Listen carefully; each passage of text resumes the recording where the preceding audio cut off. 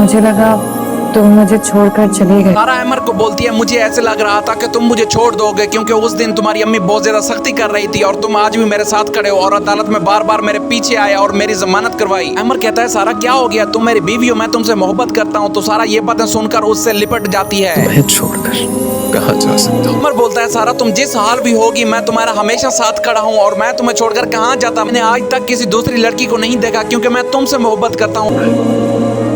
सारा फिर अमर से बोलती है मुझे अमर हमेशा यकीन था कि मेरी मोहब्बत मुझे कभी भी धोखा नहीं देगी।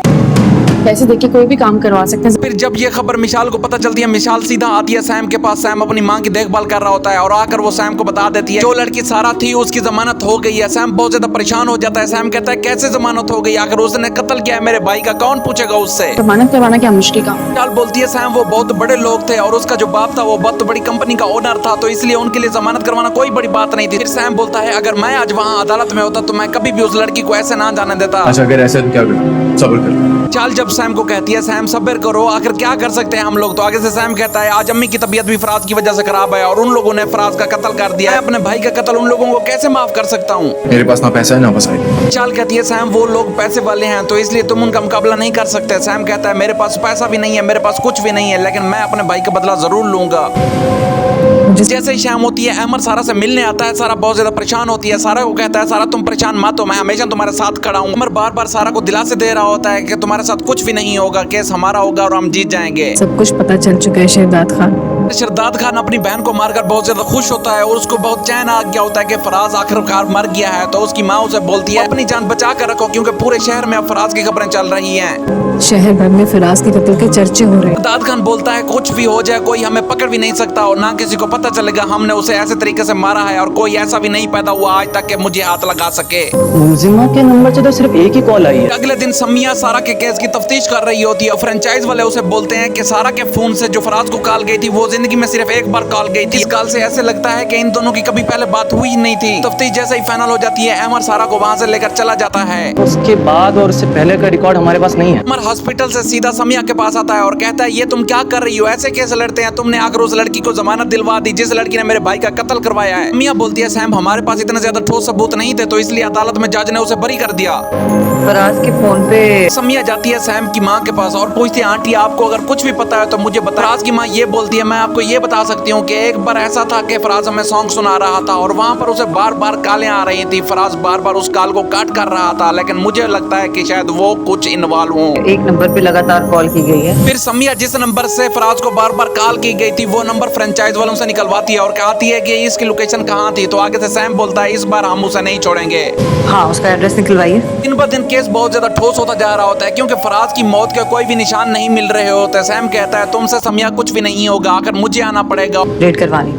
समिया बोलती है मैं अपनी तरफ से पूरी कोशिश तो कर रही हूँ कि कोई ना कोई सबूत मिल जाए। तो उसके बाद समिया सीधा ही फराज की कब्र पे फातिहा देने जाती है। उसके साथ में 2-3 पुलिस वाले भी होते हैं जो उसकी सिक्योरिटी के लिए होते हैं।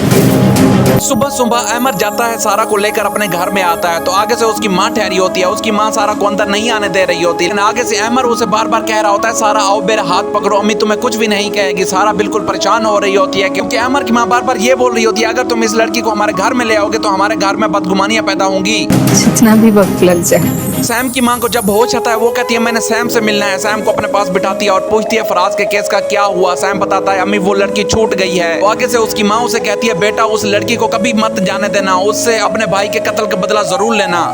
भाई का बदला लेना है तुम्हें। चाल बेचारी ये बातें सुनकर परेशान हो जाती है क्योंकि उसकी माँ उसे ये कह रही है कि सैम तुमने पीछे नहीं हटना, अपने भाई का बदला जरूर लेना है। मिशाल ये चाहती होती है कि सैम और उसकी शादी हो जाए लेकिन सैम उस बदले से पहले शादी नहीं करेगा।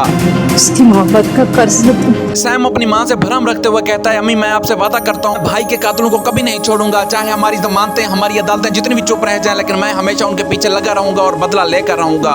ये लड़का तो बिल्कुल पागल हो चुका है। दूसरी जानब आप देखेंगे सारा के घर वाले बहुत ज्यादा परेशान हो रहे होते हैं क्योंकि सैम की तरफ से उनको बहुत ज्यादा धमकियां मिल रही होती हैं। सैम कहता है मैं आपको तबाह कर दूंगा, मैं आपको बर्बाद कर दूंगा, मैं आप लोगों को छोड़ूंगा नहीं, क्योंकि आप लोग ऐसे ही बाइज्जत बरी नहीं हो सकते। ये तो वाकई मेरी बेटियों को नुकसान पहुंचा सकता है। सैम उनको कॉल करके पहले ये भी कह देता है कि आज के बाद मैं सारा के पीछे हूँ, जब तक सबूत मुकम्मल नहीं हो जाते मैं उसका पीछा नहीं छोड़ूंगा। सारा ये बातें सुनकर परेशान हो जाती है। जो सारा के माँ बाप होते हैं वो कहते हैं ये तो लड़का पागल हो चुका है, ये तो हमारी बेटियों की जिंदगी तबाह कर देगा, आखिर इसको कौन समझाएगा।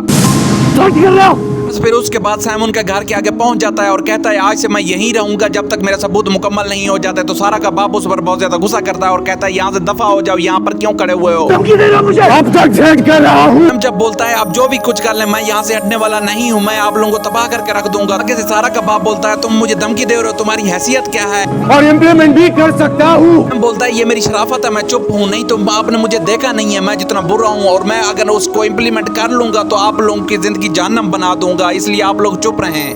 अगर आपको हमारी वीडियो अच्छी लगती है तो काइंडली लाइक एंड सब्सक्राइब जरूर किया करें।